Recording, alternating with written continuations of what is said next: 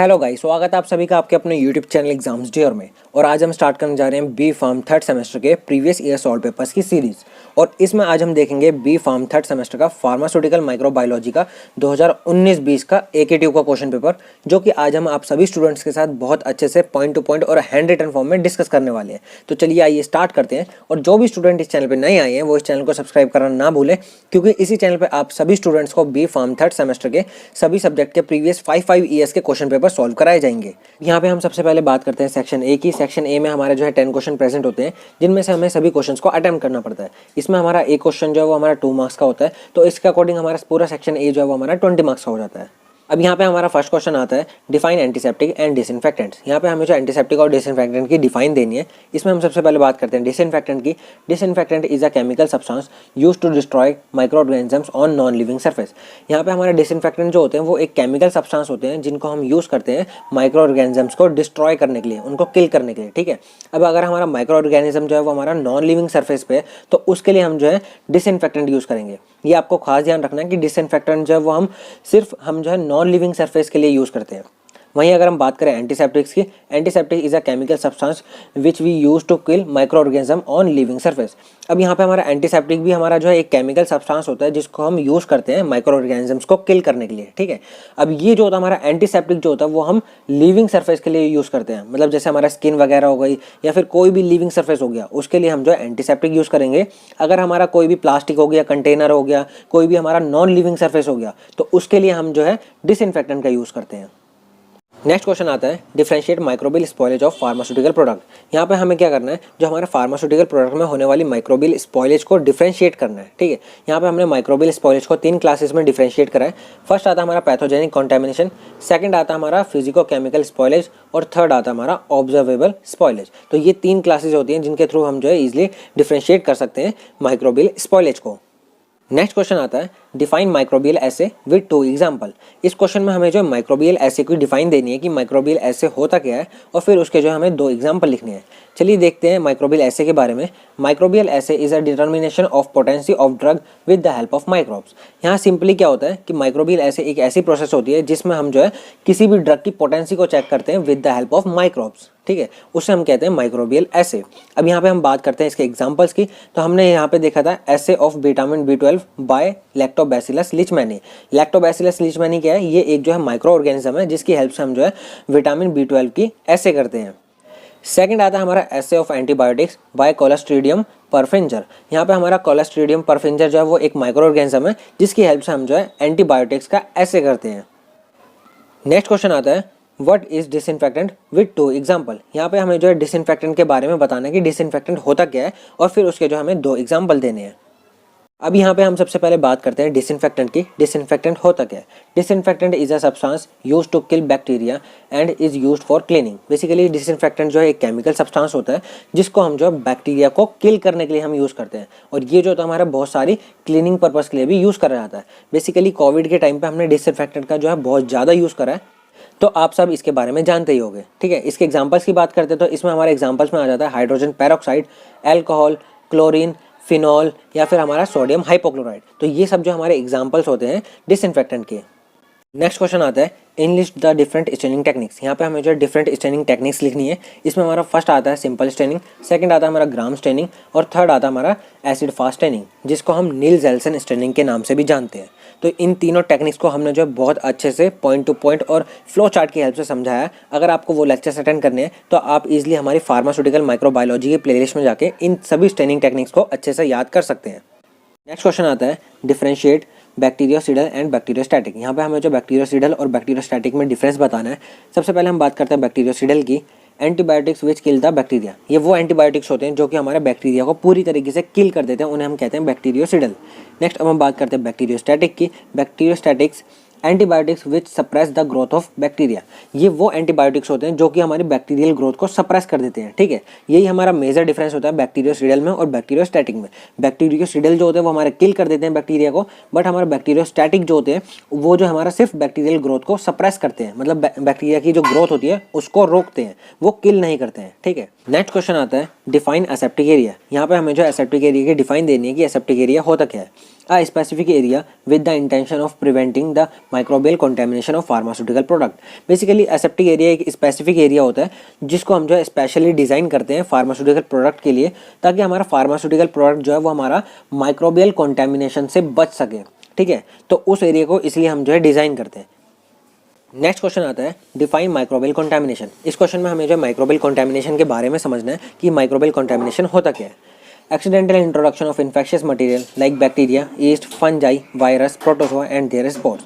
अब यहाँ पे हमारा क्या कह रहा है कि आपने कोई भी फार्मास्यूटिकल प्रोडक्ट बनाया, जैसे आपने कोई भी आई ड्रॉप बनाया, आई ड्रॉप बनाने के बाद उसमें जो है कोई भी माइक्रोब जो है उसमें एंटर हो चुका है। अब वो जो हमारा प्रोडक्ट जो है वो हमारा माइक्रोबियल कंटामिनेटेड हो जाएगा, क्योंकि हमारा वो जो जब भी हम आई ड्रॉप जो है वो हमारी बॉडी में यूज़ करेंगे, हमारी आइज़ में डालेंगे, तो वो जो हमारा माइक्रोब जो है वो हमारे आई के अंदर जाके वहाँ पर हमारा जो है डिजीज़ या फिर इन्फेक्शन कॉज करवा सकता है। तो इस वजह से हम जो है उसको माइक्रोबियल कंटामिनेटेड कहेंगे।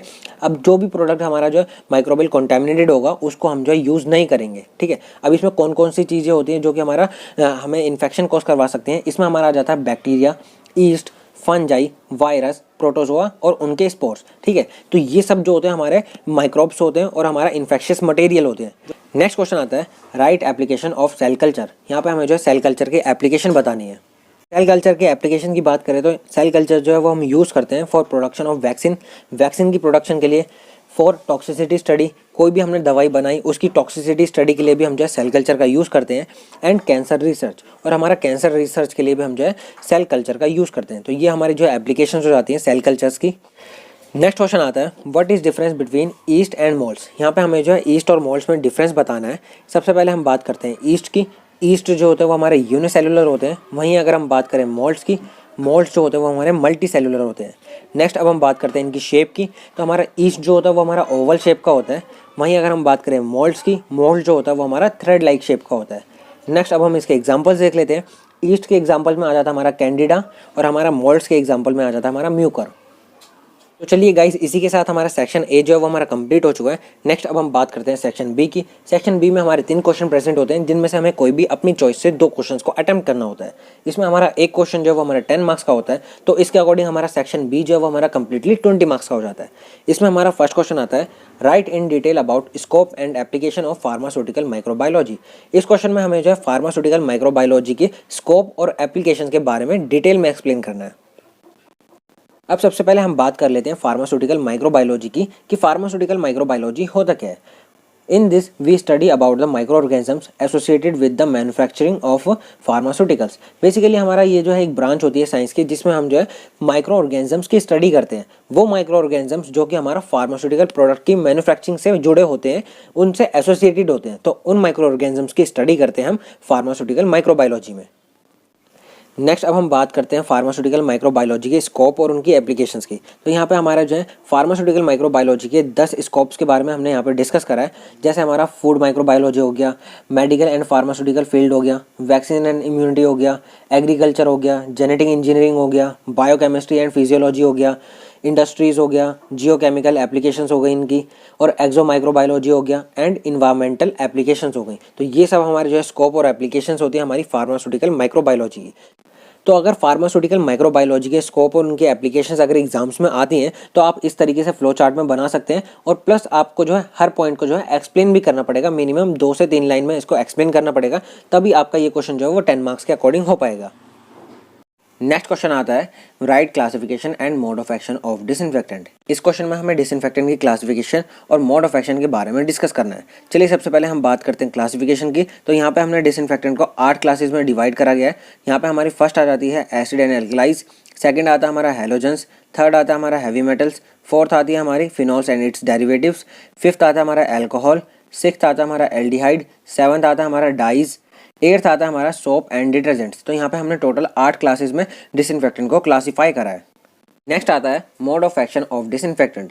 यहाँ पे हमें डिसइंफेक्टेंट के मोड ऑफ एक्शन के बारे में स्टडी करनी है। अब डिसइंफेक्टेंट का मोड ऑफ एक्शन क्या होता है कि किस तरीके से हमारा डिसइंफेक्टेंट जो है वो वर्क कर रहा है, अपना एक्शन शो कर रहा है, तो उसको हमें यहाँ पे स्टडी करनी है। अब यहाँ पे आपने देखा होगा ऊपर 8 तरीके के अलग अलग डिसइंफेक्टेंट प्रेजेंट होते हैं, ठीक है। तो हर डिसइंफेक्टेंट का अपना अलग तरीका होता है, अपना अलग एक्शन होता है, तो उसी को हमें जो है यहाँ पे स्टडी करना है। यहाँ पे हमारा फर्स्ट आता है अल्ट्रेशन ऑफ मेम्ब्रेन परमेबिलिटी।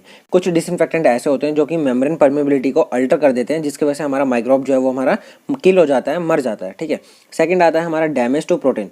कुछ डिसइंफेक्टेंट ऐसे होते हैं जो कि डायरेक्टली प्रोटीन पे अटैक करते हैं और उसको डैमेज कर देते हैं, तो उसकी वजह से भी हमारा जो माइक्रोब्स है वो किल हो जाएगा। थर्ड आता है हमारा रप्चर टू सेल मेम्ब्रेन। कुछ डिसइंफेक्टेंट ऐसे होते हैं जो कि हमारे डायरेक्टली सेल मेम्ब्रेन पे अटैक करते हैं और उसको रप्चर कर देते हैं, उसको खराब कर देते हैं, जिसकी वजह से हमारा माइक्रोब्स भी किल हो जाता है। फोर्थ आता है हमारा डैमेज टू न्यूक्लिक एसिड। हमारा न्यूक्लिक एसिड जो है वो हमारा जेनेटिक मटेरियल होता है, तो कुछ डिसइंफेक्टेंट जो ऐसे होते हैं जो कि डायरेक्टली न्यूक्लिक एसिड पे अटैक करते हैं और वहाँ पे उसको जो है डैमेज कर देते हैं, तो इस वजह से हमारा जो माइक्रोब्स होता है वो हमारा किल हो जाता है। फिफ्थ आता है इंटरफेयर विद मेटाबॉलिक पाथवेज। अब यहाँ पे कुछ डिसइंफेक्टेंट ऐसे होते हैं जो कि डायरेक्टली मेटाबॉलिक पाथवेज में इंटरफेयर करते हैं। अब जब मेटाबॉलिक पाथवेज में इंटरफेयर होगा तो वहाँ पे हमारा एनर्जी का प्रोडक्शन जो है वो हमारा कम हो जाएगा, या फिर हमारी प्रॉपर अमाउंट में एनर्जी नहीं मिलेगी। ठीक है। जब हमारी एनर्जी ही प्रोड्यूस नहीं होगी तो हमारा जो माइक्रोब्स है उसको प्रॉपर अमाउंट में एनर्जी नहीं मिल पाएगी और वो जो हमारा किल हो जाएगा। तो इस तरीके से हमारे डिसइंफेक्टेंट जो अपना एक्शन शो करते हैं।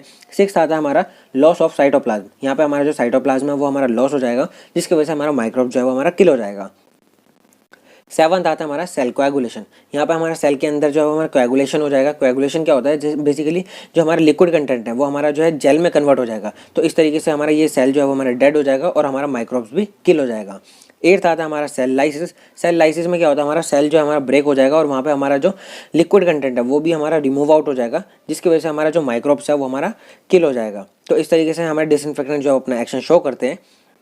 नाइन्थ आता है इनहिबिट ट्रांसलेशन एंड ट्रांसक्रिप्शन। अब यहाँ पे कुछ डिसइंफेक्टेंट ऐसे होते हैं जो कि डायरेक्टली प्रोटीन सिंथेसिस को और हमारा आरएनए सिंथेसिस को इनहिबिट कर देंगे। जब हमारा प्रोटीन और आरएनए दोनों ही नहीं बनेंगे तो हमारा माइक्रोब जो है वो हमारा ऑटोमेटिकली किल हो जाएगा।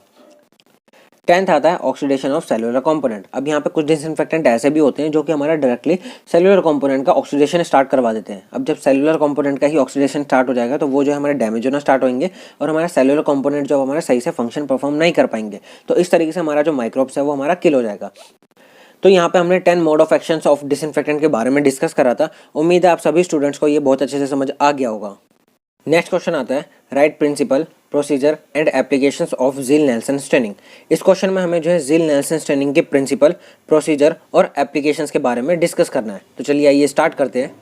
यहाँ पे बहुत सारे स्टूडेंट्स को कन्फ्यूजन हो जाती है ज़ील नेल्सन स्टेनिंग में और एसिड फास्ट स्टेनिंग में। तो यहाँ पे हमारा आता है acid fast staining also called zeal Neelsen staining.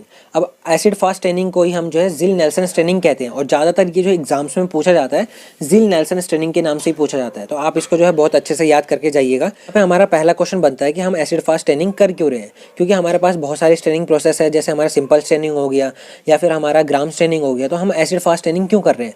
अब यहाँ पे हमारे कुछ माइक्रो ऑर्गेनिजम्स होते हैं जिनके पास सेल वॉल जो है वो एब्सेंट होती है। अब उनको आइडेंटिफाई करने के लिए हम जो है एसिड फास्ट स्टेनिंग करते हैं। अब हमारा अगर माइक्रो ऑर्गेनिज्म के पास सेल वॉल होगी तो उसको हम जो है इजीली आइडेंटिफाई कर सकते हैं with the help of simple staining और ग्राम स्टेनिंग। अगर हमारे पास सेल वॉल ही एब्सेंट है तो वहाँ पे हमारा सिंपल स्टेनिंग और ग्राम स्टेनिंग के थ्रू हम वहाँ पे आइडेंटिफाई नहीं कर सकते हैं। नेक्स्ट अब हम इसके प्रिंसिपल देख लेते हैं। When we add carbol fuchsin dye it reacts with cytoplasm which is acidic and give red colour.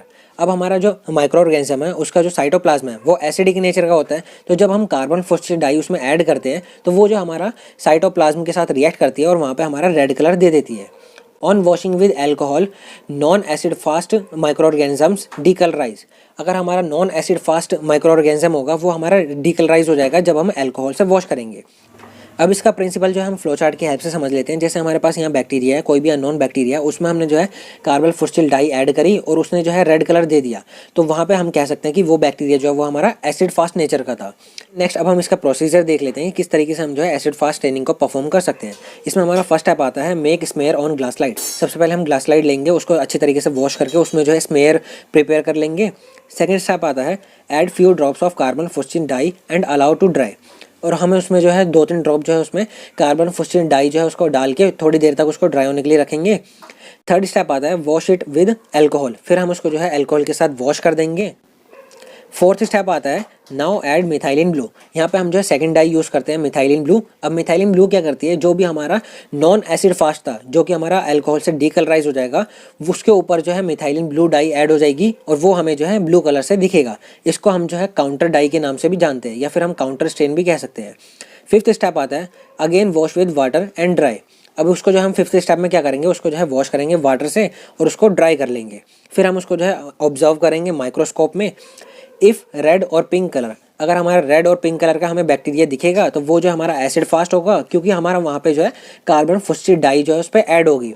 If blue colour observed, अगर हमें ब्लू कलर का बैक्टीरिया ऑब्जर्व्ड होगा तो वहाँ पे हम कह सकते हैं कि वो बैक्टीरिया जो था वो हमारा नॉन एसिड फास्ट था। अब ये ब्लू क्यों दिख रहा है, क्योंकि हमने यहाँ पे जो है काउंटर डाई यूज़ करी थी मिथाइलिन ब्लू, तो उसकी वजह से वो जो हमारा नॉन एसिड फास्ट जो है वो हमारा ब्लू कलर का हो जाएगा, और हमारा कार्बन फॉस्फेट डाई की वजह से हमारा जो एसिड फास्ट था वो हमारा रेड या फिर पिंक कलर का हो जाएगा। नेक्स्ट अब हम बात करते हैं एप्लीकेशंस की। It is used for microorganisms those have impermeable cell wall. ये उन माइक्रो ऑर्गेनिजम्स को आइडेंटिफाई करने में हेल्प कर सकता है जिनकी सेल वॉल जो है वो हमारी इम्परमिएबल है। अब इम्परमिएबल है तो वहाँ पे हम ग्राम पॉजिटिव या ग्राम नेगेटिव तो डिफ्रेंशिएट कर नहीं सकते, क्योंकि वो जो सेल वॉल जो है वो डाई को एब्जॉर्ब भी नहीं करेगी, तो वहाँ पे हम ग्राम स्टेनिंग के थ्रू हम आइडेंटिफाई नहीं कर सकते, और यहाँ पे हमारा सिंपल स्टेनिंग भी एप्लीकेबल नहीं होगी। तो उस केस में हम जो है एसिड फास्ट स्टेनिंग का यूज़ कर सकते हैं। सेकेंड आता है it is use for microorganisms not have cell wall. ये उन माइक्रो ऑर्गेनिजम्स को भी आइडेंटिफाई करने में हेल्प कर सकता है जिनके पास सेल वॉल नहीं होती। तो ये हमारी एप्लीकेशंस होती हैं एसिड फास्ट स्टेनिंग की। तो चलिए गाइज, इसी के साथ हमारा सेक्शन बी भी कंप्लीट हो चुका है। नेक्स्ट अब हम स्टार्ट करते हैं सेक्शन सी। सेक्शन सी में हमारे जो है 7 क्वेश्चन प्रेजेंट होते हैं, जिनमें से हमें सिर्फ 5 क्वेश्चंस को अटेम्प्ट करना पड़ता है। इसमें हमारा एक क्वेश्चन जो है वो हमारा 7 मार्क्स का होता है, तो इसके अकॉर्डिंग हमारा कंप्लीटली सेक्शन सी जो है वो हमारा 35 मार्क्स का हो जाता है। इसमें हमारा फर्स्ट क्वेश्चन आता है explain ultra structure and morphological classification of bacteria. यहाँ पे हमें सबसे पहले अल्ट्रा स्ट्रक्चर बताना है बैक्टीरिया का, और फिर हमें जो है मॉर्फोलॉजिकल क्लासिफिकेशन के बारे में डिस्कस करना है। चलिए सबसे पहले हम अल्ट्रा स्ट्रक्चर देख लेते हैं बैक्टीरिया का। बैक्टीरिया का स्ट्रक्चर कुछ इस तरीके से होता है। यहाँ पे हमारा मीजोजम्स होता है, न्यूक्लियोइड्स होते हैं, राइबोजम्स होता है, फ्लैजिलम होता है, सेल मेम्ब्रेन होती है, सेल वॉल होता है और फिर कैप्सूल होता है। ठीक है, तो इस तरीके से हमारा स्ट्रक्चर होता है। अंदर से बाहर की तरफ से अगर हम जाएँ तो सबसे पहले हमारा जो अंदर सेल ऑर्गेनलीज हो जाएंगी, जो भी हमारी आती है सेल के अंदर, ठीक है, वो हमारी सेल ऑर्गेनलीज होंगी। फिर हमारा एक जो लंबा सा फ्लैजिलम होगा जो कि मूवमेंट में हेल्प करेगा, और फिर हमारा जो है सेल मेम्ब्रेन आएगी, ये वाली जो हमारी सेल मेम्ब्रेन है। फिर इसके बाहर की तरफ चलेंगे तो ये वाली हमारा जो सेल वॉल आ जाएगी, और फिर सबसे बाहर जो हमारा कैप्सूल प्रेजेंट होता है।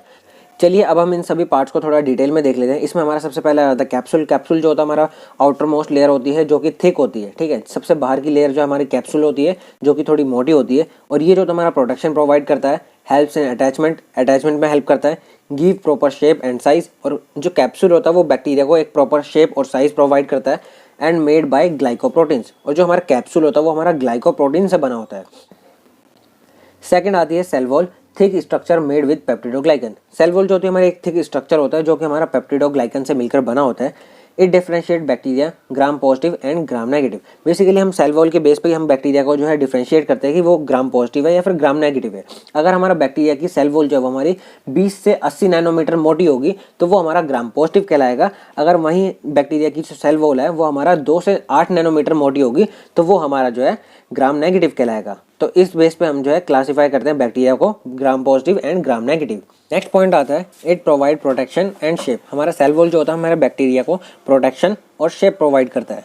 नेक्स्ट आता है third cell membrane. Cell membrane क्या होता है? Thin layer in prokaryotic cells. Cell membrane जो होती है एक थिन लेयर होती है जो कि हमारी प्रेजेंट होती है प्रोकैरियोटिक सेल्स में, made up with phospholipid bilayer. और ये जो होता है हमारा फॉस्फोलिपिड बाइलेयर से बनी होती है। Act as semipermeable membrane, और ये जो हमारा सेमी परमेबल मेम्ब्रेन की तरह एक्ट करती है।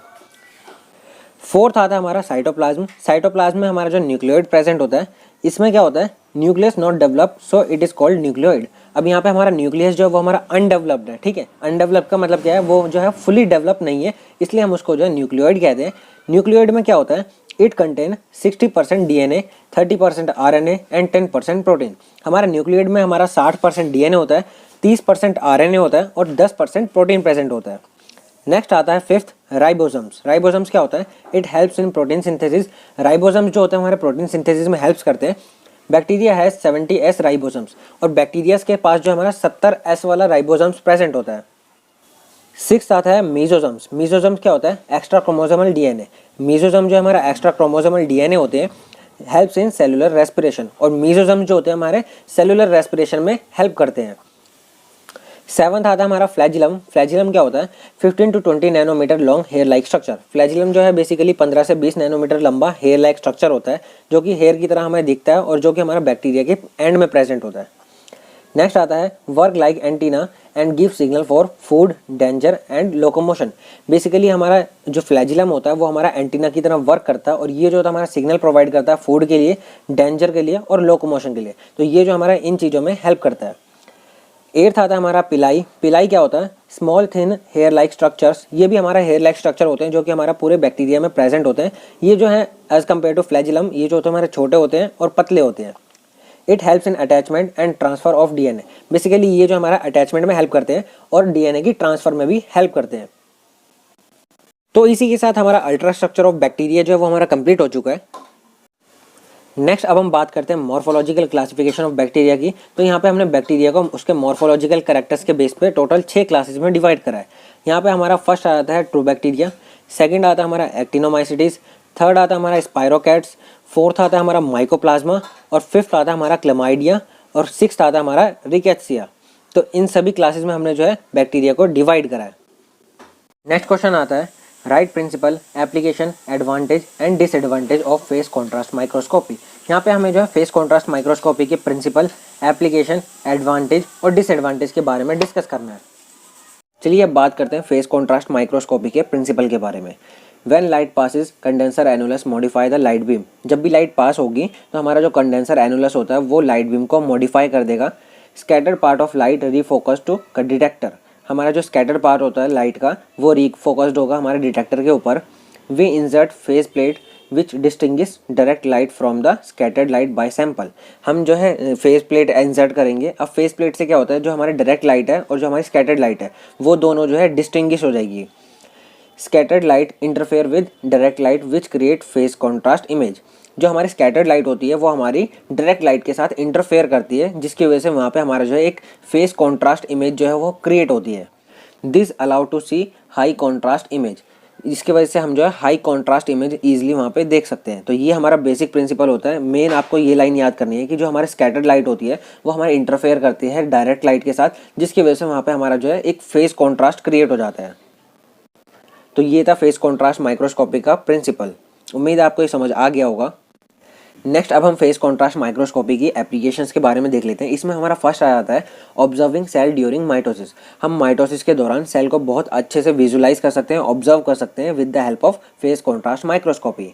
सेकंड आता है हमारा visualisation of internal cellular components. हमारे सेल के अंदर के जितने भी कंपोनेंट्स होते हैं, जैसे हमारा गोल्जी एपरेटस हो गया या फिर हमारा माइटोकॉन्ड्रिया हो गया, राइबोसोम्स हो गया, न्यूक्लियस हो गया, तो इनको हम जो है बहुत अच्छे से विजुलाइज कर सकते हैं with the help of phase contrast microscopy.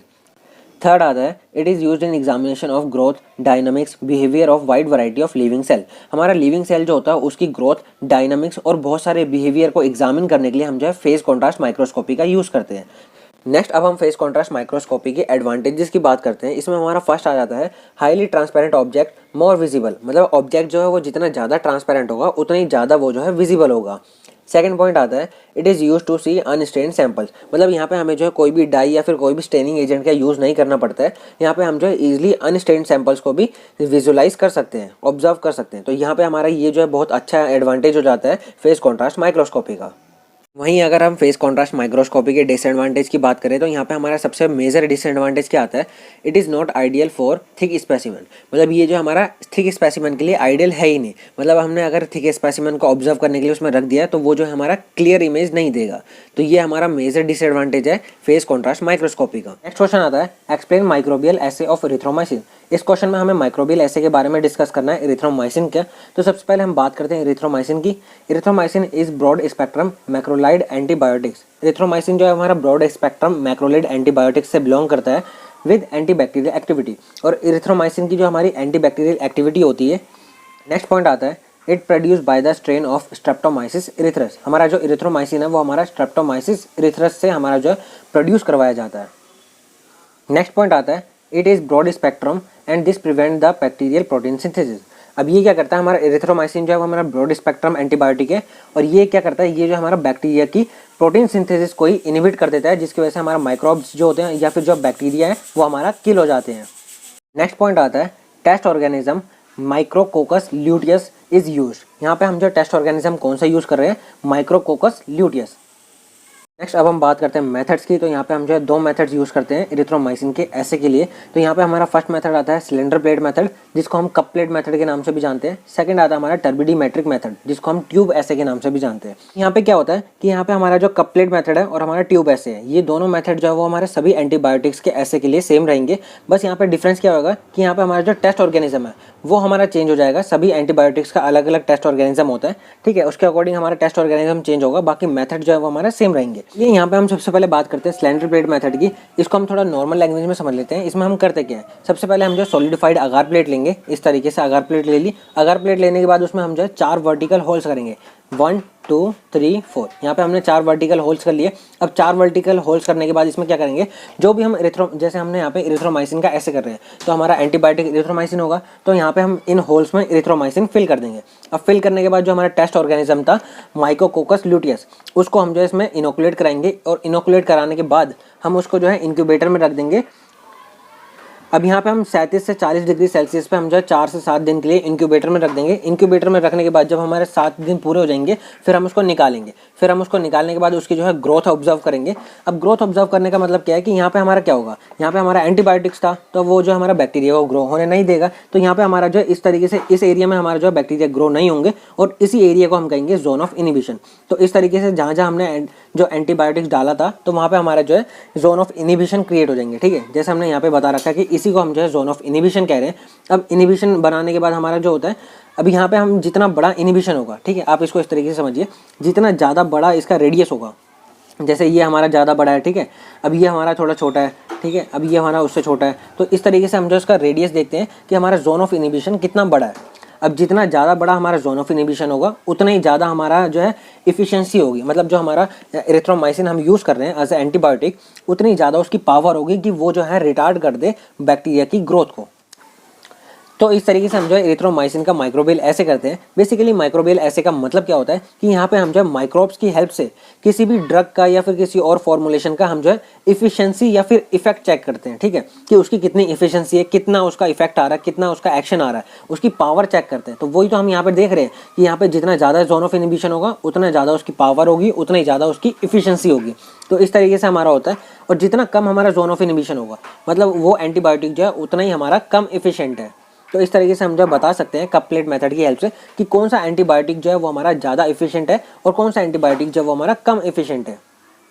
अब सेकंड मेथड आता है हमारा टर्बिडीमेट्रिक मेथड, जिसको हम ट्यूब ऐसे के नाम से भी जानते हैं। अब जैसा कि आप नाम से ही बता सकते हैं टर्बिडीमेट्रिक, मतलब यहाँ पे हम जो है टर्बिडिटी मतलब धुंधलापन, उसके बेस पे हम बता रहे हैं कि कौन सा एंटीबायोटिक जो वो हमारा ज़्यादा इफिशिएंट है और कौन सा एंटीबायोटिक जो वो हमारा कम इफिशिएंट है। टर्बिडीमेट्रिक मेथड में क्या होता है, यहाँ पे हम सबसे पहले टेस्ट ट्यूब ले लेते हैं। टेस्ट ट्यूब जो होंगे बिल्कुल स्टरलाइज होंगे और बिल्कुल क्लीन होंगे, ठीक है। अब उसमें क्या करेंगे, हम कल्चर मीडिया ऐड करेंगे। कल्चर मीडिया ऐसा होना चाहिए जिसमें हमारा टेस्ट माइक्रो ऑर्गेनिज्म जो है वो अच्छी तरीके से ग्रो हो सके। अब कल्चर मीडिया ऐड कर देंगे। कल्चर मीडिया ऐड करने के बाद फिर हम उसमें जो है एंटीबायोटिक्स ऐड करेंगे। जो भी हमारा ऐसे वाला था, जो हमारा जैसे यहाँ पे हम जो है इरिथ्रोमाइसिन का ऐसे कर रहे हैं, तो यहाँ पे हम एंटीबायोटिक कौन सा ऐड करेंगे, इरिथ्रोमाइसिन। इरिथ्रोमाइसिन ऐड करने के बाद फिर हम जो उसको इनोकुलेट करेंगे। इनोकुलेट का मतलब क्या है, उसमें हमारा जो टेस्ट माइक्रो ऑर्गेनिज्म था माइक्रोकोकस ल्यूटियस, वो हम उसमें ऐड कर देंगे। और ऐड करने के बाद उसको हम जो है इंक्यूबेटर में रख देंगे। इंक्यूबेटर का टेम्परेचर कितना रखना है, हमें 37 से 40 डिग्री सेल्सियस के बीच में रखना है। और इसको हम जो है 4 से 7 दिन के लिए अच्छी तरीके से इंक्यूबेट करेंगे, ताकि हमारा जो माइक्रो ऑर्गेनिज्म है वो हमारा ग्रो हो सके। सेम इसी तरीके से हम जो है दूसरी टेस्ट ट्यूब लेंगे। बिल्कुल क्लीन टेस्ट ट्यूब होनी चाहिए, बिल्कुल स्टरलाइज, और उसमें हम जो है कल्चर मीडिया ऐड करेंगे। जो हमने यहाँ पे कल्चर मीडिया ऐड करा था, सेम वही हम यहाँ पे कल्चर मीडिया ऐड करेंगे। अब यहाँ पे नया क्या करना है, यहाँ पे हमें जो है एंटीबायोटिक ऐड नहीं करना है, ठीक है। सेकंड स्टेप में हम बिल्कुल भी एंटीबायोटिक ऐड नहीं करेंगे। और फिर हम जो है उसको कल्चर मीडिया ऐड करने के बाद सीधा उसमें हम जो है इनोकुलेशन करेंगे। मतलब हमारा जो टेस्ट माइक्रो ऑर्गेनिज्म था माइक्रोकोकस ल्यूटियस, ठीक है, उसको हम इसमें ऐड कर देंगे। और ऐड करने के बाद डायरेक्टली हम जो है इंक्यूबेटर में रख देंगे। पूरी कंडीशन जो हमारा प्रोसेस है वो हमारी सेम ही रहेगी फर्स्ट कंडीशन की तरह। बस यहाँ पे हमारा जो एंटीबायोटिक जो वो हम सेकंड कंडीशन में हम ऐड नहीं करेंगे, ठीक है। सेकंड स्टेप में हम एंटीबायोटिक बिल्कुल भी ऐड नहीं करेंगे। और फिर हम इसको जो है इंक्यूबेटर में रख देंगे। दोनों अच्छी तरीके से ग्रो होंगे, और ग्रो होने के बाद हम इन दोनों की ग्रोथ को जो है हम कंपेयर करेंगे।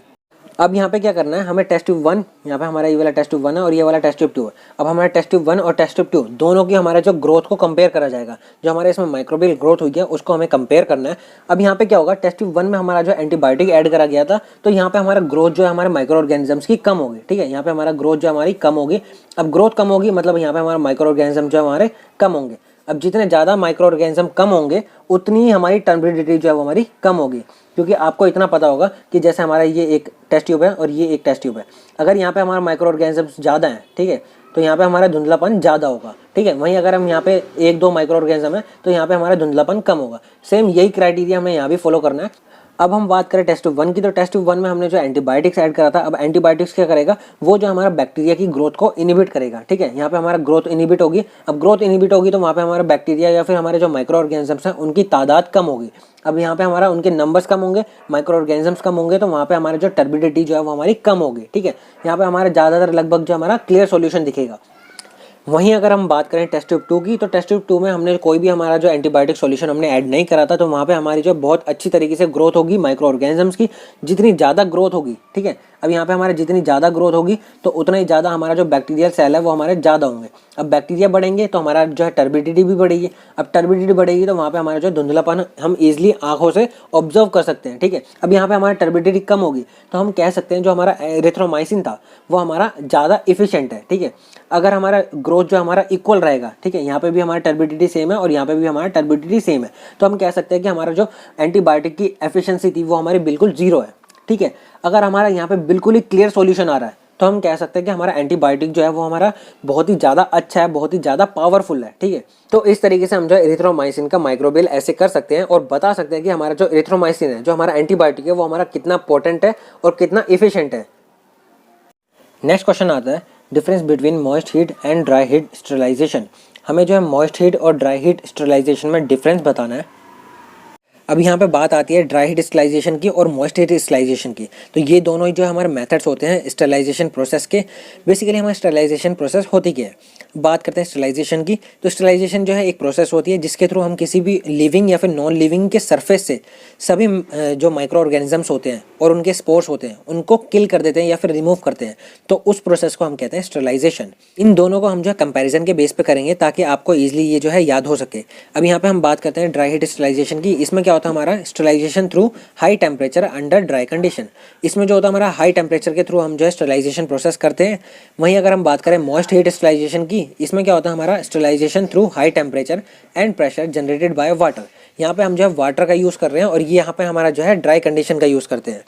वहीं अगर हम बात करें इसमें, तो इसमें जो हमारा ड्राई कंडीशन होती है और यहाँ पे हमारा जो है वेट कंडीशन होती है। अब वेट कंडीशन और ड्राई कंडीशन से आप समझ गए होंगे कि यहाँ पे हमारा जो है ईजिली जो भी हमारा हाइग्रोस्कोपिक मटेरियल है उसको हम ईजिली स्टरलाइज कर सकते हैं, क्योंकि यहाँ पे हमारा बिल्कुल भी वाटर का यूज़ नहीं हो रहा है। अब यहाँ पे हमारा वाटर का यूज़ हो रहा है तो यहाँ पे हम हाइग्रोस्कोपिक मटेरियल का यूज़ नहीं कर सकते। अब हाइग्रोस्कोपिक मटेरियल कौन से होते हैं, जो कि हमारा वाटर की प्रेजेंस में ख़राब हो जाते हैं या फिर हमारा जो है वाटर को एब्जॉर्ब कर लेते हैं, उन्हें हम कहते हैं हाइग्रोस्कोपिक मटेरियल। अब यहाँ बात करें मेथड्स की, तो हमारा ड्राई हीट स्टरलाइजेशन में बहुत सारे मेथड्स आते हैं, जैसे हमारा फ्लेमिंग हो गया या फिर हमारा हॉट एयर ओवन हो गया। तो इन दोनों के थ्रू हम जो है इजीली ड्राई हीट स्टरलाइजेशन कर सकते हैं। नेक्स्ट अब हम बात करें मॉइस्ट हीट स्टरलाइजेशन के मेथड्स की, तो इसमें हमारा आ जाता है बॉइलिंग, पास्चराइजेशन एंड ऑटोक्लेव। तो ये सब जो हमारा मॉइस्ट हीट स्टरलाइजेशन के मेथड्स में आ जाते हैं। तो नेक्स्ट अब हम बात करते हैं मोड ऑफ एक्शन की। तो मोड ऑफ एक्शन इसमें कौन कौन से होते हैं, ये जो हमारा प्रोटीन को डीनेचर कर देता है और ऑक्सीडेटिव डैमेज करता है, जिसकी वजह से हमारे माइक्रो ऑर्गेनिज्म जो है वो हमारे किल हो जाते हैं। वहीं अगर हम बात करें मॉइस्ट हीट स्टरलाइजेशन की, तो इसमें हमारा मोड कौन सा होता है, ये भी हमारा जो है डीनेचुरेशन करवाएगा और हमारा कोएगुलेशन करवा देगा प्रोटीन्स का, जिसकी वजह से हमारे जो माइक्रो ऑर्गेनिजम्स होते हैं वो हमारे किल हो जाते हैं। ये जो होता है हमारा मोर टाइमिंग कंज्यूमिंग, मतलब इसमें जो हमारा टाइम ज़्यादा कंज्यूम होता है। और वहीं अगर हम बात करें मॉइस्ट हीट स्टरलाइजेशन की, इसमें हमारा जो है लेस टाइम कंज्यूमिंग होता है। तो ये जो हमारा रैपिड प्रोसेस है। नेक्स्ट अब हम बात करें इंस्ट्रूमेंट्स की, इसमें हमारा आ जाता है हॉट एयर ओवन और हमारा मॉइस्ट हीट स्टरलाइजेशन के इंस्ट्रूमेंट में आ जाएगा हमारा ऑटोक्लेव। वहीं अगर हम बात करें इकोनॉमी की, तो हमारा ड्राई हीट स्टरलाइजेशन जो है वो हमारा लेस एक्सपेंसिव है, मतलब ये जो हमारा थोड़ा सस्ता होता है। अगर हम बात करें मॉइस्ट हीट स्टरलाइजेशन की, ये जो हमारा मोर एक्सपेंसिव, मतलब ये जो हमारा थोड़ा महंगा होता है। तो ये हमारा मेजर डिफरेंस था हमारा ड्राई हीट स्टरलाइजेशन में और मॉइस्ट हीट स्टरलाइजेशन में। नेक्स्ट क्वेश्चन आता है explain different sources of contamination in aseptic area and method of prevention. इस क्वेश्चन में हमें जो है एसेप्टिक एरिया में होने वाले सभी कंटामिनेशन के सोर्सेज के बारे में डिस्कस करना है और फिर उनके हमें जो है प्रिवेंशन मेथड्स बताने हैं। तो चलिए आइए स्टार्ट करते हैं। सबसे पहले हम समझ लेते हैं कि कंटामिनेशन होता क्या है। Contamination is introduction of unwanted substance in formulation which is harmful. Basically आपने कोई फॉर्मुलेशन बनाई और उसमें कोई भी कंटामिनेशन ऐड हो गई या फिर बाई मिस्टेक कोई भी गलती से उसमें पड़ गई, तो उसमें क्या होता है कि वो कंटामिनेशन जो है वो कोई भी अनवांटेड सब्सटेंस हो सकता है, ठीक है, जो कि आपको ज़रूरत नहीं है, वो सब्सटेंस अगर उसमें पड़ जाता है तो वो जो हमारा अनवांटेड सब्सटेंस कहलाता है और उसी को हम जो कंटामिनेशन कहेंगे, जो कि हमारा इनटेक के लिए हार्मफुल होगी। जो हमारी फॉर्मुलेशन होगी अगर हम उसको इनटेक करते हैं तो वो जो हमारा हार्मफुल हो सकती है, ठीक है, इस कंटामिनेशन की वजह से। नेक्स्ट अब हम बात करते हैं सोर्सेज ऑफ कंटामिनेशन की, कि वो कौन कौन से सोर्सेज है जिनके थ्रू हमारा जो है कंटामिनेशन आ सकती है किसी भी फार्मास्यूटिकल प्रोडक्ट्स में। इसमें हमारा आ जाता है फर्स्ट पर्सनल में हमारा आ जाता है ईटिंग हो गया, ड्रिंकिंग हो गया, स्मोकिंग हो गया, तो इनके थ्रू भी हमारी कंटामिनेशन आ सकती है किसी भी फार्मास्यूटिकल प्रोडक्ट्स में। सेकंड आता है हमारा बिल्डिंग एंड इंफ्रास्ट्रक्चर। अगर बिल्डिंग और इंफ्रास्ट्रक्चर सही नहीं होगा तो उसके थ्रू भी हमारा बहुत ज़्यादा चांसेस होते हैं कंटामिनेशन के। थर्ड आता है हमारा इक्विपमेंट एंड यूटेंसिल। अगर इक्विपमेंट और यूटेंसिल अगर क्लीन नहीं होंगे सही से, ठीक है, तो उसके थ्रू भी हमारे बहुत ज़्यादा चांसेस होते हैं कंटामिनेशन आने के। फोर्थ आता है हमारा रॉ मटेरियल के थ्रू भी बहुत ज़्यादा चांसेस होते हैं कंटामिनेशन आने के। इसमें क्या होता है, जैसे हमने रॉ मटेरियल की रॉन्ग लेबलिंग कर दी या फिर हमने स्टोरेज कंडीशन सही से मेंटेन नहीं कर पाई, तो इसके थ्रू भी हमारे बहुत सारे कंटामिनेशन हो सकते हैं। फिफ्थ आता है हमारा मैन्युफैक्चरिंग प्रोसेस में हमारा आ जाता है स्टरलाइजेशन और क्लीनिंग। तो अगर इन प्रोसेस पे भी हम अगर सही से ध्यान नहीं देंगे तो यहाँ से भी हमारे बहुत ज़्यादा कंटामिनेशन आ सकते हैं। तो ये होते हैं मेजर सोर्सेज ऑफ कंटामिनेशन जिसके थ्रू हमारा जो है कोई भी फार्मास्यूटिकल प्रोडक्ट जो है वो हमारा कंटामिनेटेड हो सकता है। अब हम बात करते हैं मेथड ऑफ प्रिवेंशन की, कि किस तरीके से हम अपने फार्मास्यूटिकल प्रोडक्ट को इन कंटामिनेशन से प्रिवेंट कर सकते हैं। इसमें हमारा फर्स्ट आ जाता है पर्सनल हाइजीन मेंटेन। अगर हम पर्सनल हाइजीन को मेंटेन रखें तो हम जो है कंटामिनेशन के रिस्क को रिड्यूस कर सकते हैं। सेकंड आता है हमारा अनऑथराइज्ड पर्सन रिस्ट्रिक्टेड। अगर हम जो भी हमारा मैन्युफैक्चरिंग एरिया होता है, अगर वहाँ पे हम अनऑथराइज्ड पर्सन की रिस्ट्रिक्शन कर दें कि वहाँ पे कोई भी अनऑथराइज्ड पर्सन जो है वो हमारा अलाउ नहीं होगा, तो इसके थ्रू भी हम जो है बहुत सारे कंटामिनेशन के चांसेस को कम कर सकते हैं। थर्ड आता है हमारा ट्रेंड पर्सन अलाउड।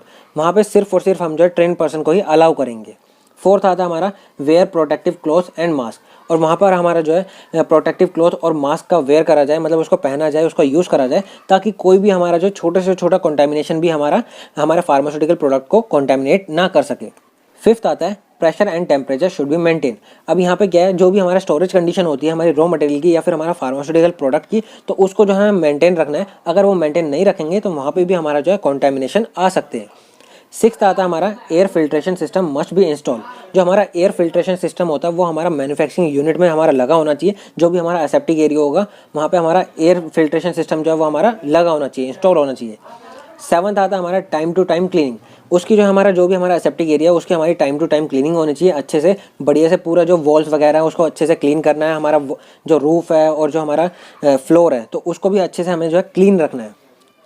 एट्थ आता है हमारा crack free and easily cleanable floor. हमारा जो फ्लोर होना चाहिए वो हमारा क्रैक फ्री होना चाहिए, मतलब बिल्कुल स्मूथ होना चाहिए, और वो जो है हमारा ऐसा होना चाहिए जिसको हम ईजिली क्लीन कर सकें, ठीक है। तो इस तरीके से हमारा जो फ्लोर डिज़ाइन होना चाहिए बिल्कुल क्रैक फ्री होना चाहिए, ताकि वहाँ पे हमारा बिल्कुल भी डस्ट पार्टिकल या फिर कोई और इम्प्योरिटीज जो है वहाँ पे एक्यूमुलेट ना हो, ठीक है। तो ये हमारे मेथड्स होते हैं जिनके थ्रू हम जो है कंटामिनेशन को प्रिवेंट कर सकते हैं। नेक्स्ट क्वेश्चन आता है explain cell culture in pharmaceutical industries and research. इस क्वेश्चन में हमें जो है सेल कल्चर को डिटेल में एक्सप्लेन करना है। इस क्वेश्चन में हम सबसे पहले सेल कल्चर के डिफाइन देंगे कि सेल कल्चर होता क्या है, फिर हम जो है सेल कल्चर का प्रोसीजर बताएंगे कि किस तरीके से हम जो है सेल कल्चरिंग कर सकते हैं। सेल कल्चरिंग में बेसिकली हमारे 3 स्टेप्स आते हैं। फर्स्ट आता है हमारा आइसोलेशन ऑफ टिश्यू, सेकेंड आता है हमारा डिसएग्रीगेशन ऑफ टिश्यू, और थर्ड आता है हमारा सीडिंग।